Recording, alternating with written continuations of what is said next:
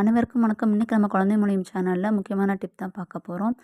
சமையலுக்கு எந்த எண்ணெய் யூஸ் பண்ணுறது அப்படிங்கிற மாதிரி நிறைய குழப்பங்கள் இருந்துகிட்ருக்கும். அதே சமயத்தில் தேங்காய் எண்ணெயை போய் சமையலில் யூஸ் பண்ணுவாங்களா அப்படின்னு நான் முதல்ல கேள்விப்பட்டபோது எனக்கே ஷாக்காக இருந்துச்சு.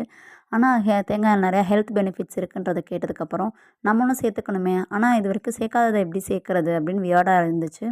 அப்புறம் தான் தேங்காய் கண்டிப்பாக நம்ம சேர்க்குறோம் இல்லையா, தேங்காய் சேர்க்குற சமையல் எல்லாத்துலேயுமே நம்ம தேங்காய் எண்ணெய் யூஸ் பண்ணிக்குவோம் அப்படின்ற ஒரு முடிவுக்கு வந்தேன்.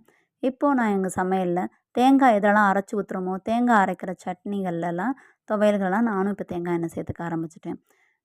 அப்போது நமக்கு தேங்காய் எண்ணெயோட ஹெல்த் பெனிஃபிட்ஸும் சேர்ந்துரும். அதே சமயம் தேங்காய் எண்ணெயோட ஸ்மெல் நமக்கு வியர்டாக இருக்காது. ரொம்ப நாளாக தேங்காய் எண்ணெய் வெறும் முடி வளர்க்குறதுக்கு மட்டும்தான் நினச்சிக்கிட்டு இருந்த கூட்டத்தில் நானும் ஒருத்தி.